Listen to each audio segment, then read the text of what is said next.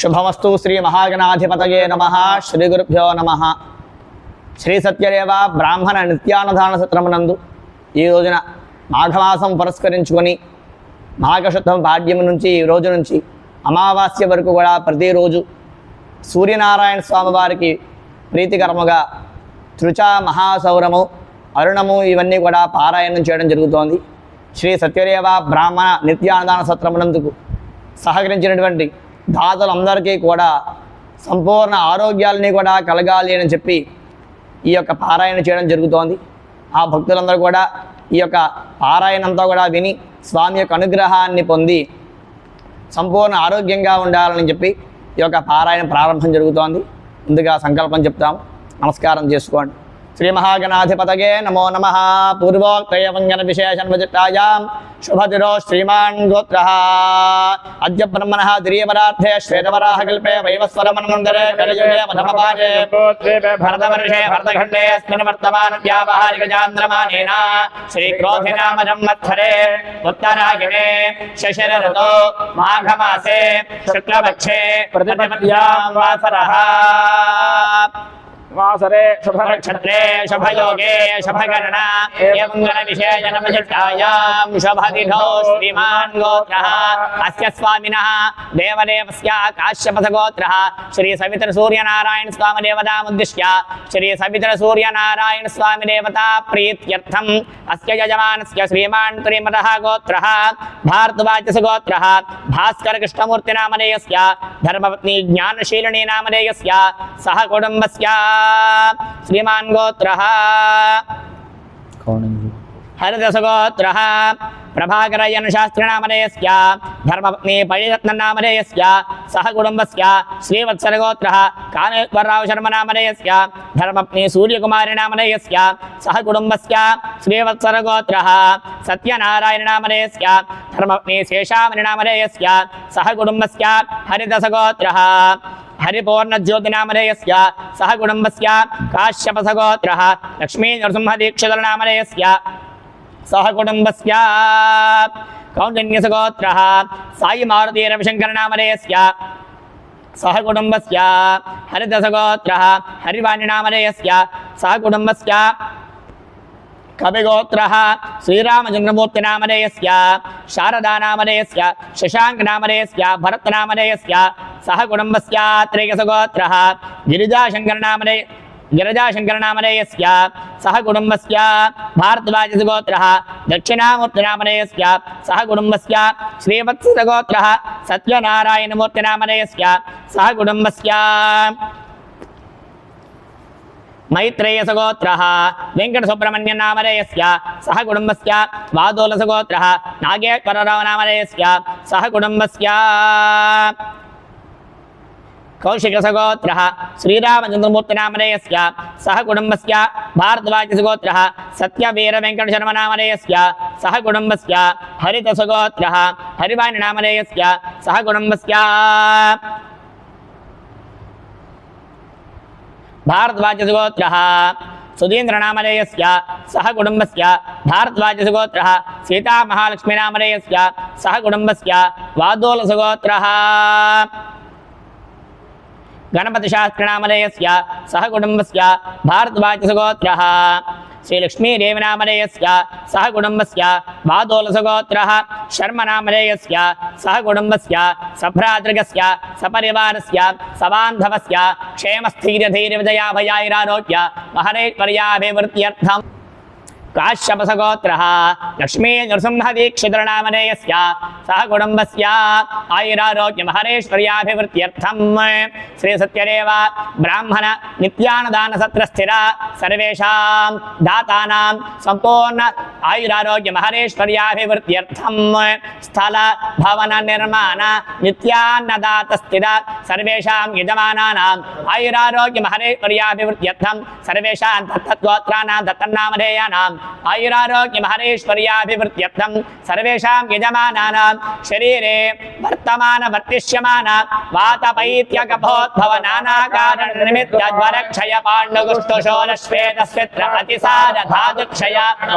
भगन्धरादि समस्त आमय निदान हेतुभूत दुरित निवर्तित्वारा संपूर्ण शरीर आरोग्य सिद्ध्यर्थं यजमानस्य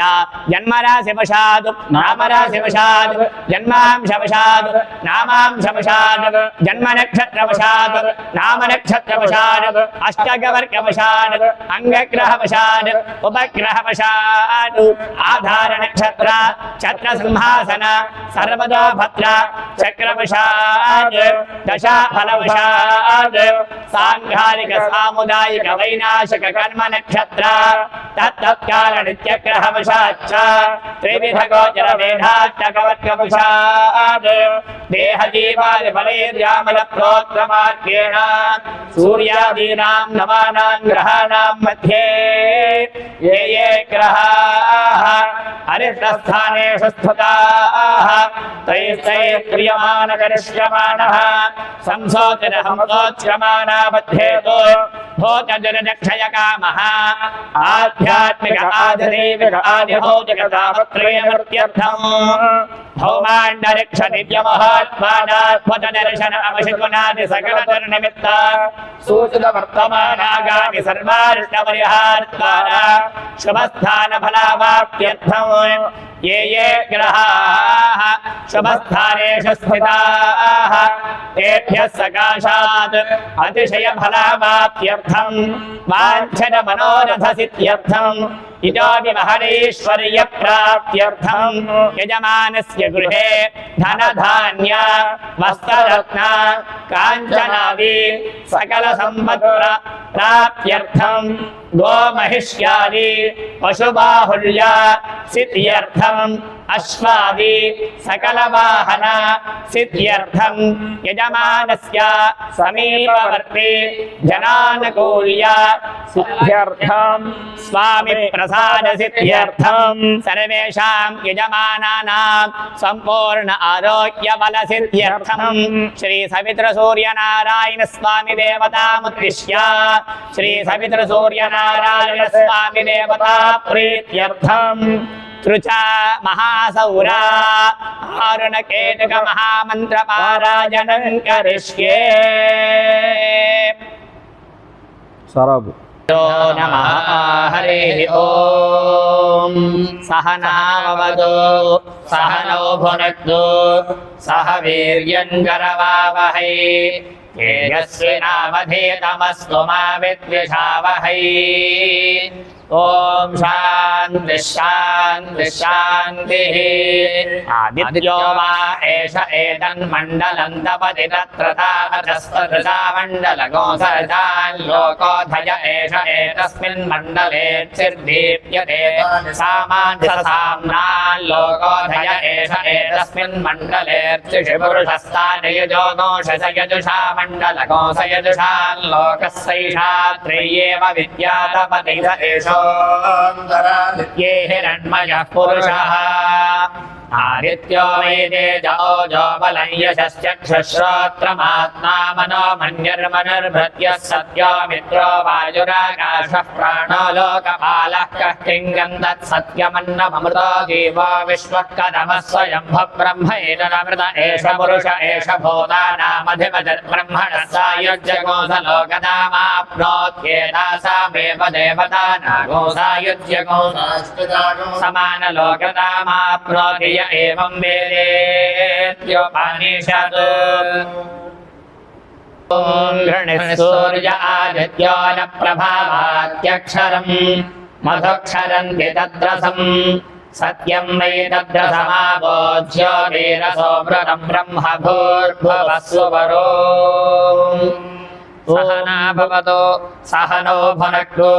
सह वीर्यङ्करवावहै तेजस्विनावधीतमस्तु मा विद्विषावहै ॐ शान्तिः शान्तिः शान्तिः ॐ भूर्भुवः स्वः ॐ ह्रां उद्यन्नद्यमित्रमः ह्रां ॐ मित्राय नमः ॐ भूर्भुवः स्वः ॐ ह्रीं आरोहन्नुत्तरान् दिवम् ह्रीं ॐ रवये नमः ॐ भूर्भुवः स्वः ॐ ह्रूं हृद्रोगं मम सूर्या ह्रूं ॐ सूर्याय नमः ॐ भूर्भुवः स्वः ॐ ह्रैं हरिमानञ्चनाशय ह्रैं ॐ भानवे नमः ॐ भूर्भुवः स्वः ॐ ह्रौं शुकेशवे हरिमाणम् ह्रौं ॐ खगाय नमः ॐ भूर्भुवः स्वः ॐ ह्रः रोपणाकासुदध्वसि ह्रः ॐ ऊष्णे नमः ॐ भूर्भुवः स्वः ॐ ह्रां अधो हरिद्रवेषु मे ह्रां ॐ हिरण्यगर्भाय नमः ॐ भूर्भुवः स्वः ॐ ह्रीं हरिमाणन्निदध्वसि ह्रीं ॐ मरीचये नमः ॐ भूर्भुवः स्वः ॐ ह्रूं उदयादयादित्यः ह्रूं ॐ आदित्याय नमः ॐ भूर्भुवः स्वः ॐ ह्रैं विश्वेन सहसा सह ह्रैं ॐ सवित्रे नमः ॐ भूर्भुवः स्वः ॐ ह्रौं विशन्तं मह्यं रन्धयन् ह्रौं ॐ अर्काय नमः ॐ भूर्भुवः स्वः ॐ ह्रः मो अहन्विषते रथम् ह्रः ॐ भास्कराय नमः చూడండి అలాగే బాగుంది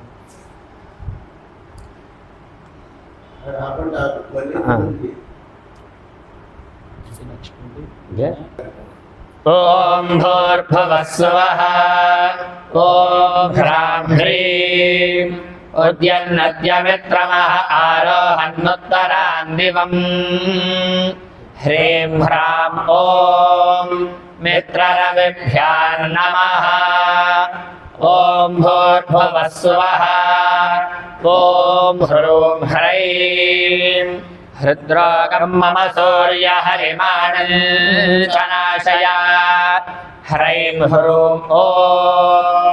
सूर्यभानुभ्यां नमः ॐ भूर्भुवः स्वः ॐ ह्रौं ह्रः शुकेषु मे हरिमाणं रोपणाकासुदध्वसि ह्रः ह्रौं ॐ खगकोशभ्यां नमः ॐ भूर्भुवः स्वः ॐ ह्रां ह्रीं अथो हरिद्रवेषु मे हरिमाणन्निदध्वसि ह्रीं ह्रां ॐ हिरण्यगर्भमरीचिभ्यां नमः ॐ भूर्भुवः स्वः ॐ ह्रौं ह्रैं उदगादयमादित्यो विश्वेन सहसा सह ह्रैं ह्रूं ॐ आदित्यसमिद्रुभ्यां नमः ॐ भूर्भुवः स्वः ॐ ह्रौं ह्रः विशन्तं मह्यं रन्धयन्मो अहन्विषते रथम् ह्रः ह्रौं ॐ अर्कभास्कराभ्यां नमः ॐ भूर्भुवः स्वः ॐ ह्रां ह्रीं ह्रूं ह्रैं उद्यन्नत्यविक्रमः आरोहन्नुत्तरान् दिवम् हृद्रोगं मम सूर्यहरिमानन्दनाशय ह्रैं ह्रूं ह्रीं ह्रां ॐ मित्ररविसूर्यभानुभ्यो नमः ॐ भूर्भुवः स्वः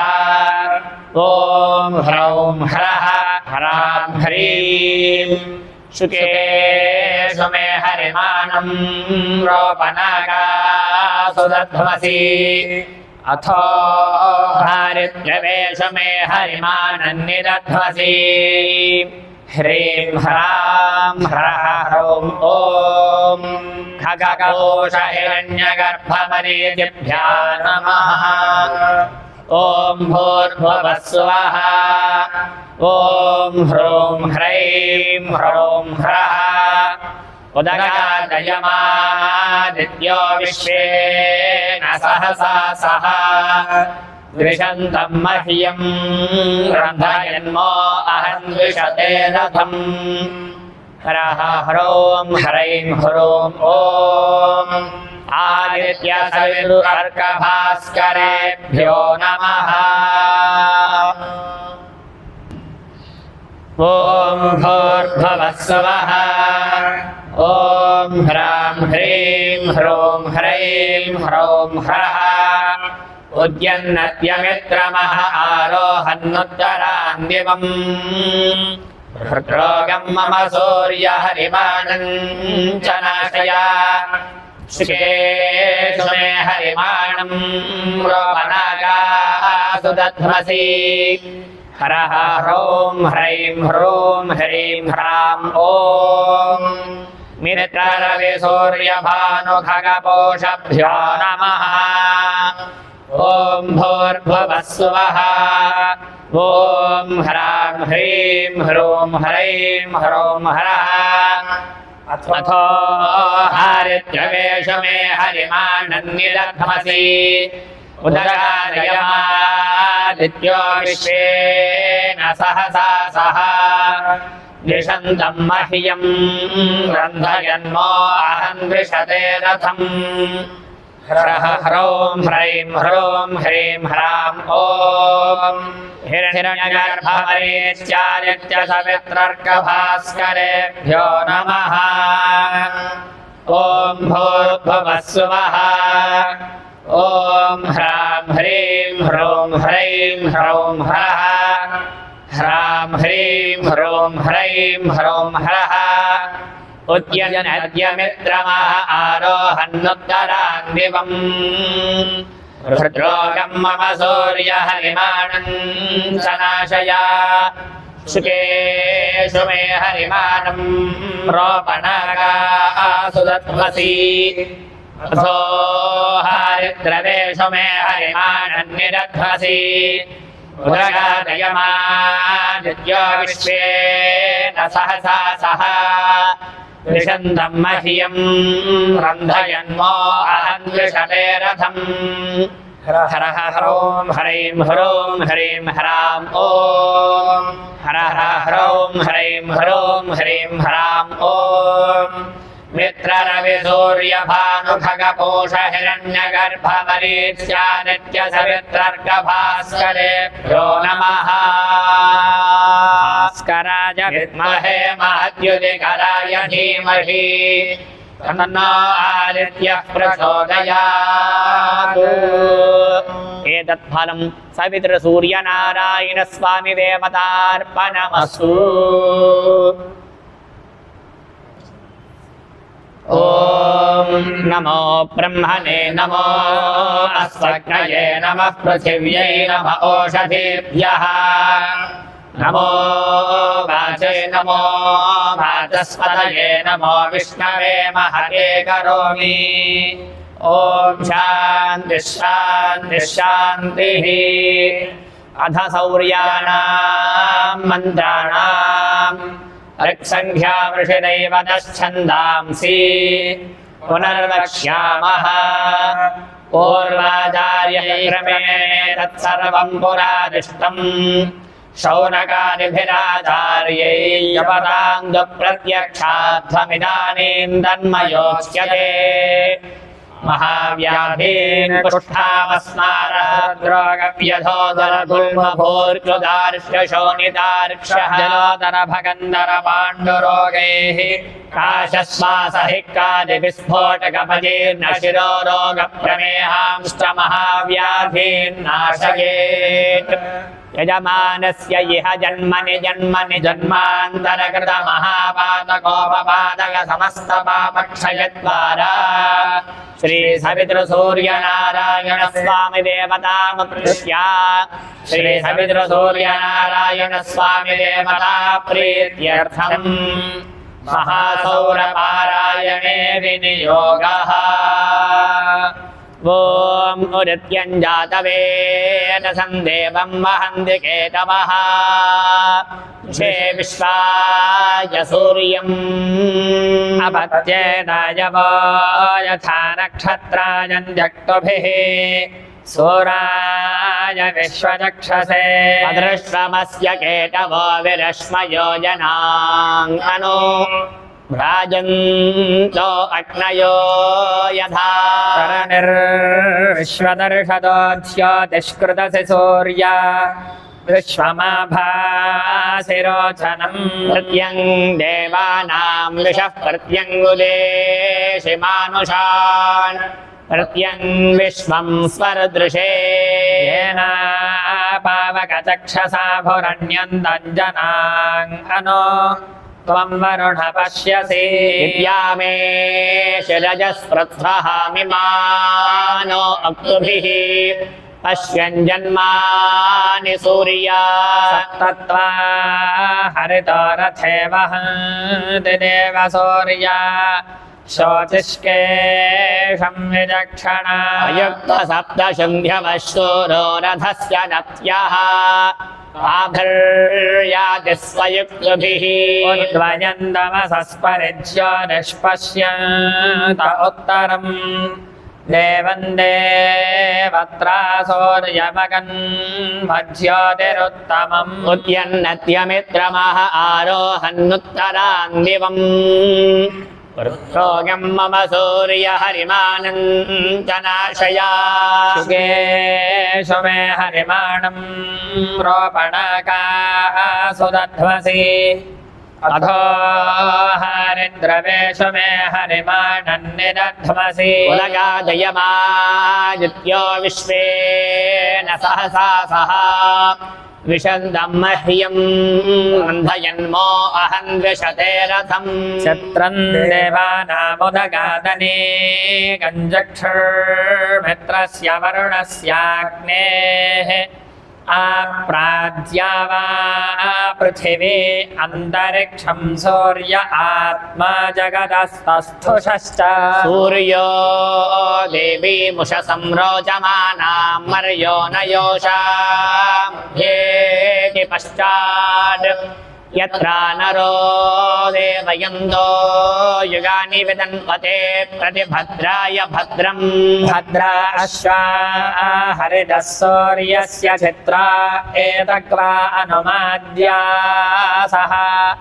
नमस्यन्तो दिव आपृष्ठवस्थुः परिद्यावा पृथिवी सत्याः तत्सूर्यस्य देवत्वं तन्महित्वं मध्याकर्तोर्विततं संजभार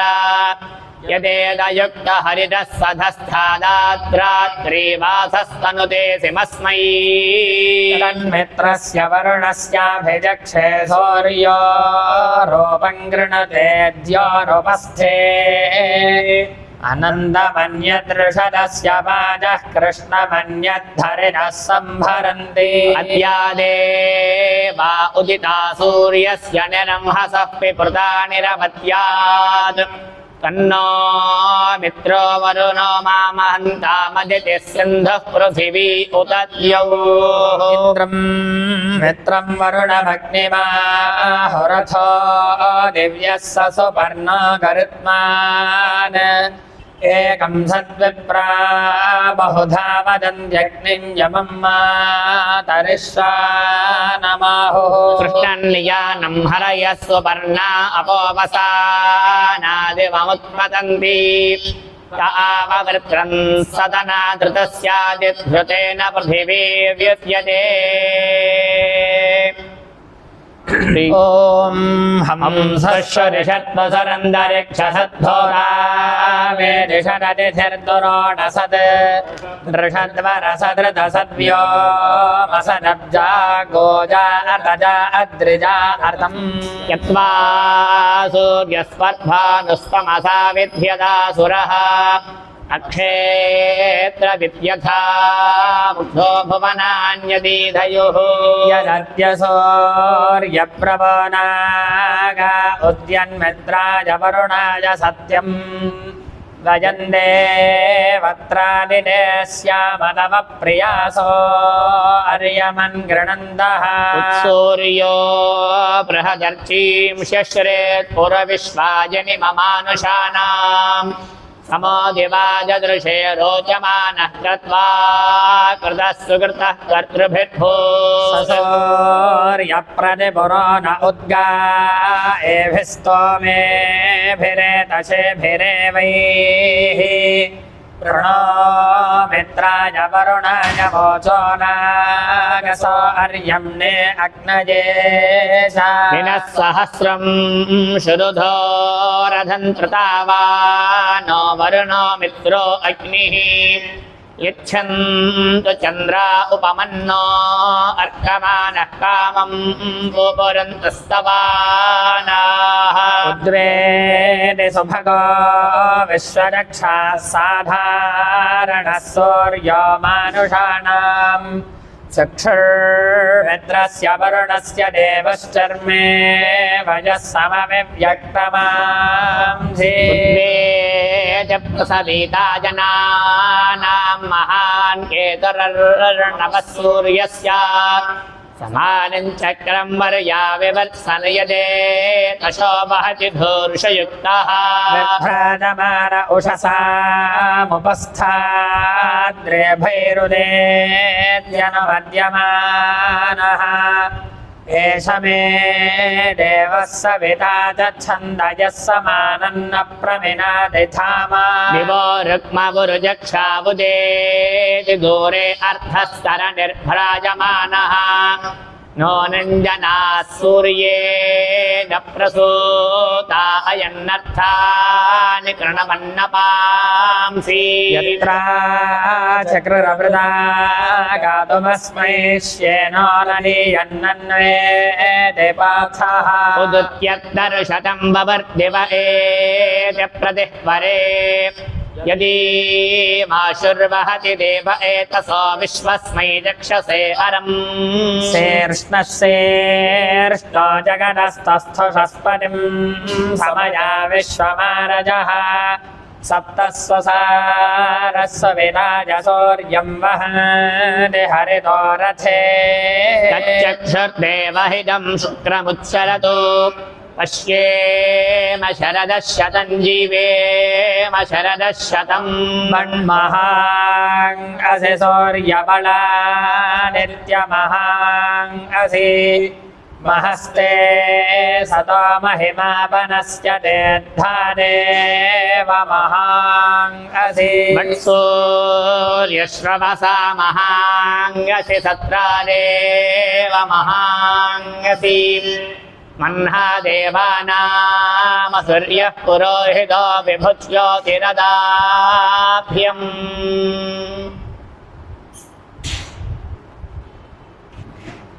ॐ नमो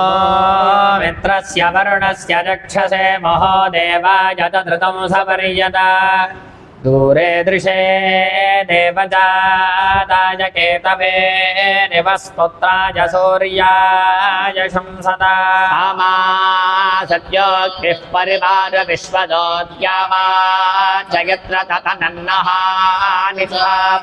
विश्वमन्यन्निविशते यदे यजते विश्वावो विश्वाहोदेति सूर्यः न ते अदेवः प्रतिभो निवासते यदे दशेभिः पथरैरथर्यसि प्राचीनमन्यदनुवर्तते रज उदन्येन ज्योतिषायासि सूर्या येन सूर्यज्योतिषा बाधसे तमो जगच्छ विश्वमुदीर्षि भानुना तेनास्मद्विश्वामनिरामनाहुतिमपामि वाममदुष्वप्नियं सुवा विश्वस्य हि प्रेषितो रक्षसि प्रथमहेळयन्नुच्चरसि स्वधा अनु यदद्यत्वा सूर्योपप्रभामहे तन्नो देवा अनुवंसेरतक्रतुम् तन्नोऽद्या वा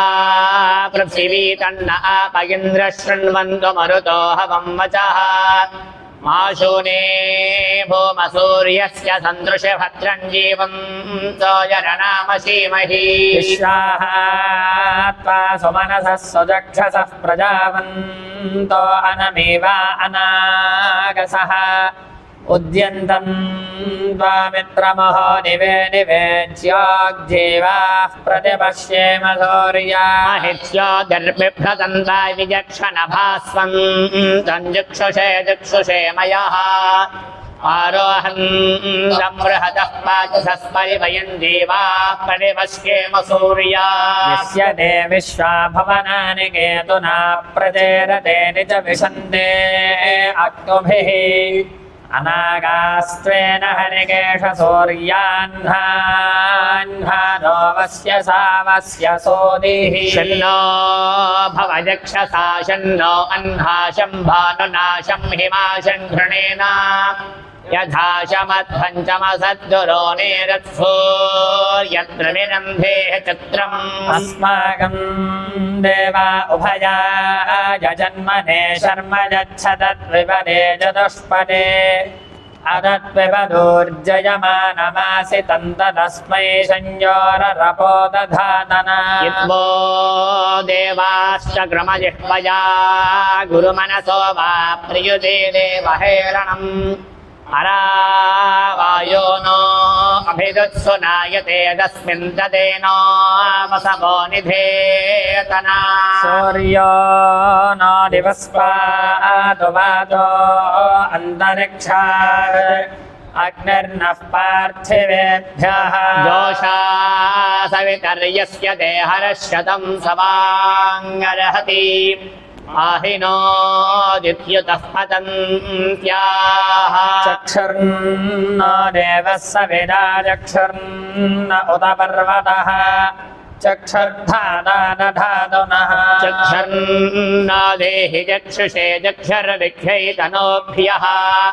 सञ्चेदं विजपश्येम सुसन्दृशं द्वावयं प्रतिपश्येम सूर्या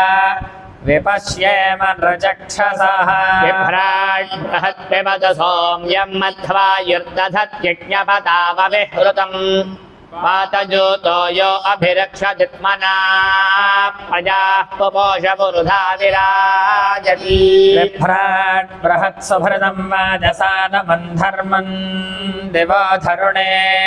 सत्यमर्पितम् अमित्रः वृत्रः दस्य हन्तमञ्ज्योतिर्जज्ञे असुरः सपत्नः इदं श्रेष्ठं ज्योतिषां ज्योतिरुत्तमं विश्वजिद्धनजिदुच्यते बृहतो विश्वभ्राट् भ्राजो महि सूर्यो दृश उर्वप्रथे अच्युतं बिभ्राजन् ज्योतिषा स्वा अरगच्छोरोचनं दिवः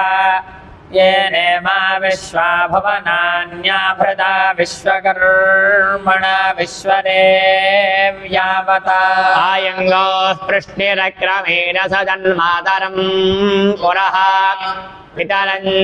च प्रयन् स्वाहा अन्तश्चरतिरोचनास्य प्राणादपानति व्याख्यन्महिषो दिवम् त्रिंशद्धामविराजति वाक्पतङ्गाय धीयते प्रदिवस्तोरहद्युभिः अर्दञ्च सत्यं चाभेद्धा तपसोऽध्यजायत ततो रात्र्यजाय ददतः समुद्रोऽर्णवः समुद्रादर्नवादधि संवत्सरो अजायत अहोरात्राणि निदधद्विश्वस्य विशतो वशी सूर्या चन्द्रमसो धाता यथा पूर्वमकल्पयत् दिवं च पृथिवीं चान्तरिक्षमथो स्वः सविता पश्चादात् सविता पुरस्तात् सवितोत्तरात्तात् सविता धरात्तात् सविता नः स्वतु सर्वतां सविता नो रासतां दीर्घमायुः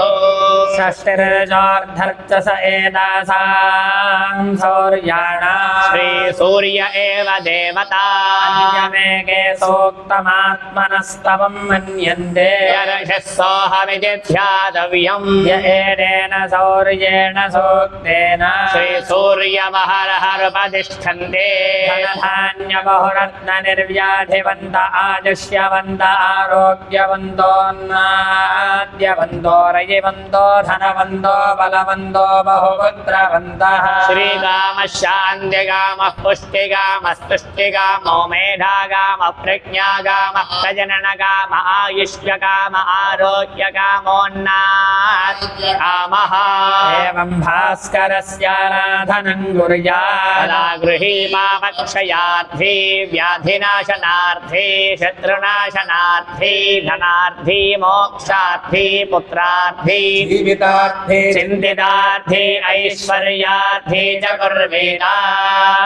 श्रीसूर्यनारायणस्यैव सायुज्यम् सरोपतां सलोकतामश्नुते पुत्री पशुमान् भवति सर्वमायुरेति नमः शौनकाय नमः शौनकाय नमः शौनकाय नमः परमर्षिभ्यो नमः परमर्षिभ्यो नमः परमर्षिभ्यः शान्ता पृथिवी शिवमन्तरिक्षं द्यौर्नो देव्यभयन्नोऽस्तु शिवादिशः प्रतिशवुद्दिशो नापो विश्वनः परिबान्धु सर्वतः शान्तिः शान्तिः शान्तिः नमो ब्रह्मणे नमो अस्मग्नये नमः पृथिव्यै नमः ओषधेभ्यः नमो वाचे नमो वाचस्पतये नमो विष्णवे महते करोमि ॐ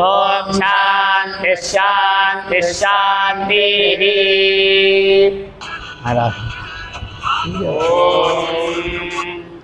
भद्रं कर्णेभिः शृणुयाम देवाः भद्रं पश्येमाक्षभिर्यजत्राः श्रीरङ्गैः सुष्ठुवागुंसस्तनूभिः यशेम देवहितं यदायुः स्वस्ति न इन्द्रो वृद्धश्रवाः स्वस्ति नः पूषा विश्ववेदाः स्वस्ति नस्तारक्षो अरिष्टनेमिः स्वस्ति नो बृहस्पतिर्दधातु ॐ शान्तिः शान्तिः शान्तिः ॐ भद्रं कर्णेभिः शृणुयाम देवाः भद्रं पश्येमाक्षभिर्यजत्राः श्रीरङ्गैः सुष्ठुवागुंसस्तनूभिः देवहितं यदायुः स्वस्ति न इन्द्रो वृद्धश्रवाः पूषा विश्ववेदाः स्वस्ति नस्तार्क्ष्यो अरिष्टनेमिः स्वस्ति नो बृहस्पतिर्दधातु पापमापामपः सर्वाः अस्मादस्मादिनो मुदः अग्निर्वायुश्च सूर्यश्च धन्यस्करद्धिया वायमश्वारश्मिपदयः ेत्यात्मानो अद्रोहः देवीर्भुवनसोपरि पुत्रवत्वायमे सुता महानां निर्महामानाः सोमः सस्वः देवीः पर्जन्यसोपरि पुत्रवत्वायमे सुता अपाश्नुष्णिमपारक्षः अपाश्नुष्णिमपारखम् अपाघ्रामपचावर्तिम् अपदेवेरितो हिरा वज्रं देवीरजीताकृष्टा देवसोपरि आदित्यानदितिं देवी योनिनार्थमुदेशना शिवानश्चन्दमा भवन्तु दिव्याः ओषधयः स्वर्णिका सरस्वती देव्योमसन्दृशी स्मृतिः प्रत्यक्षमैर्ह्यम् अनुमानश्चतुष्टयम् येनैरादित्यमण्डलम् सर्वैरेव विधास्यते सूर्यो मरीचिमाधत्ते सर्वस्मात् भवनादधि तस्याः पाकविशेषेण सर्वङ्गालविशेषणम् न देव प्रभवात् काचित् क्षय्याच्छ्यन्दते यथा अन्नद्योऽभिसमायन्ति सोरस्सनेन निवर्तते एवं नानासमुत्थानाः संवत्सरग्रश्रिता अनुधश्च महसश्च सर्वे समवयन्द्रितम् सदैः सर्वैः समाविष्टः पुरस्सन्न निवर्तते अधिसंवत्सरं विद्यात् तदेव लक्षणे अनुभिश्च महद्भिश्च समारोढः प्रदृश्यते संवत्सरः प्रत्यक्षेण आधिसत्त्वः प्रदृश्यते अपरो विक्लिढः पिङ्गः एतद्वरुणलक्षणम् यत्रैतदुपदृश्यते सहस्रम् तत्र नीयते एकगो हिशिरो नानामुखे सहस्रम् उभयदः सप्तेन्द्रियाणि कल्पिनन्नेव निह्यते शुक्लकृष्णे संवत्सरस्य दक्षिणवामयोः पार्श्वयोः तस्यैषा भवति शुक्रन्ते अन्यद्य जतन्ते अन्यत् विषरोपे अहनीद्यौरिवासी विश्वाहिमाया अवशस्वधावः भद्रादे पोषन्निहरातिरस्विति नात्र भुवनम् न पूषा शवः नादित्यः संवत्सर एव प्रत्यक्षेम प्रियतमं विद्यात् एतद्वै संवत्सरस्य प्रियतमगो रूपम् योऽस्य महानर्थमुत्पत्स्यमानो भवति इदम् पुण्यम् गुरुष्वेनि समाहरणं दद्यात्